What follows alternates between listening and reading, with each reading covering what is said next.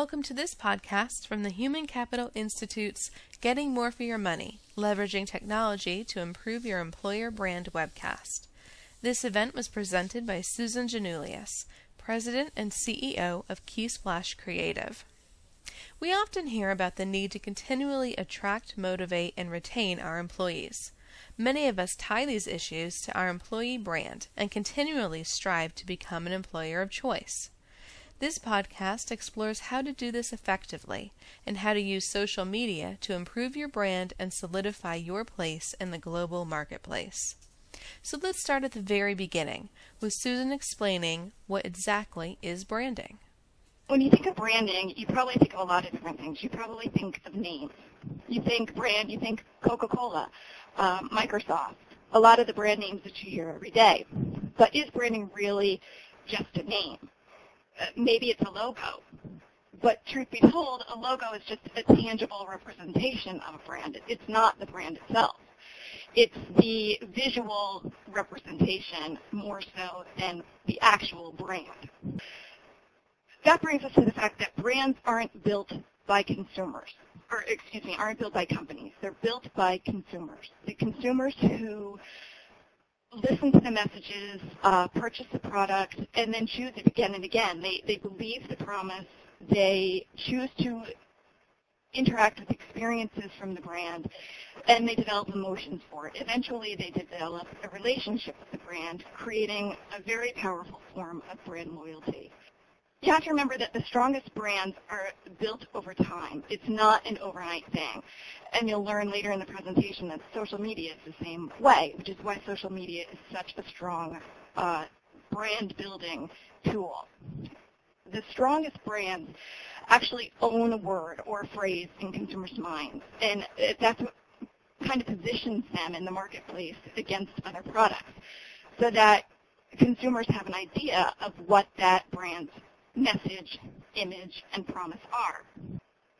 So one of the first things that I usually do with my clients when I'm consulting with them about branding is I have them take what I call the brand perception snapshot. And I ask them, what are 5 words that you would use to describe your brand today? And what are 5 words that your customers would use to describe your brand today? And then what 5 words do you ultimately want your consumers to use to describe your brand? What is your goal? Then looking at those words, where are the gaps? Find them and think of ways that you can fill them. Social media. How can you use social media, both for branding and for different employee retention, referral, various HR-related tasks? Well, first you have to know what social media is. And it's basically a term that's used to define all of those online, interactive, conversational, participatory tools and applications that you can find online. And Web 2.0 is another word for the social web. When the web first started, it was very one-sided. Companies, brands, they were talking at consumers, and consumers really didn't have an opportunity to say anything in return. Traditional media is the same way, newspapers, magazines, even traditional marketing, advertising and such. It's very one-sided. Suddenly the social web came around with blogging and various other tools over the past decade or so. And the power of the social web to create word-of-mouth marketing literally exploded. What are the tools of the social web? Certainly blogs. We know that. We know Twitter. We know Facebook, LinkedIn. But there's so much more that a company and a brand can do with the social web. And remember, the key to all of these tools is engaging, being conversational, building relationships. So look at all the different things that a company or you can do to get the word out about your brand, about your company. Don't just think blog. Think of putting together YouTube videos. Think of putting together a Flickr page of photos. There's just so much you can do, so you have to really think out of the box. So your first step then in building a social media presence and using it to build your brand is finding your best audience. The social web is very much audience-centric, whereas the Web 1.0, before the social web really got going, was very destination-centric. People would go to specific sites for information. Well, now people go on looking for information and conversations, but they're so often driven more toward places where the audience is engaging in the types of conversations that they're interested in.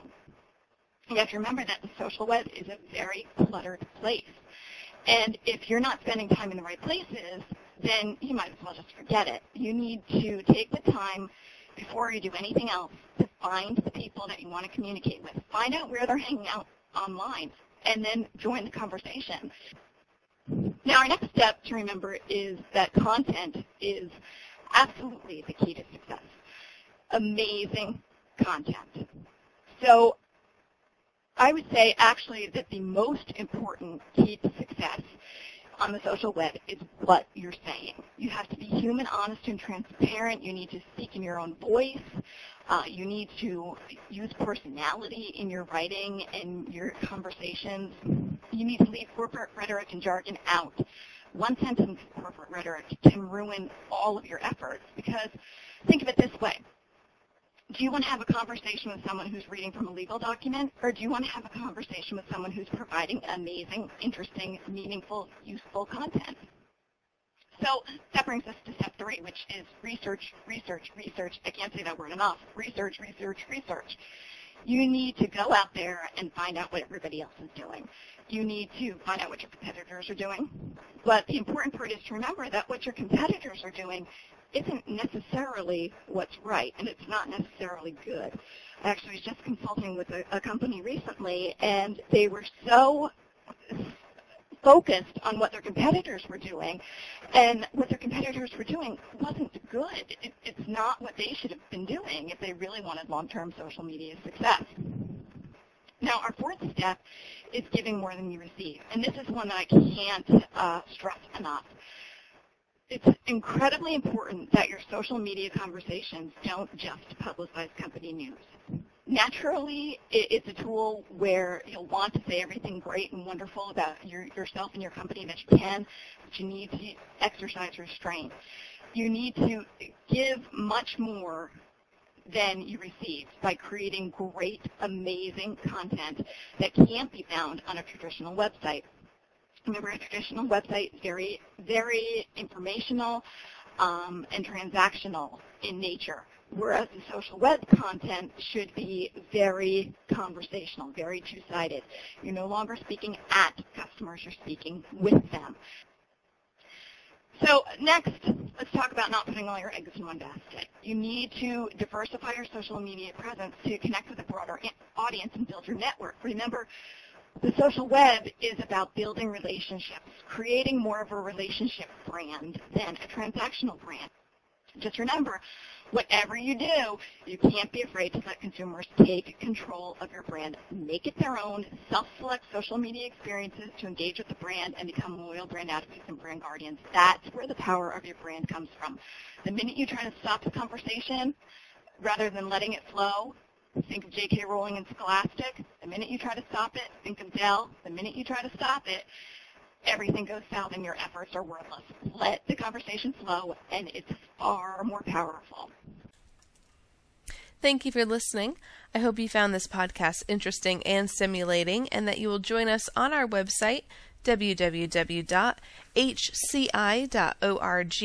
where you can not only view all of our webcasts and podcasts in their entirety, but also explore all of our research on talent strategy, acquisition, development, leadership, and much more.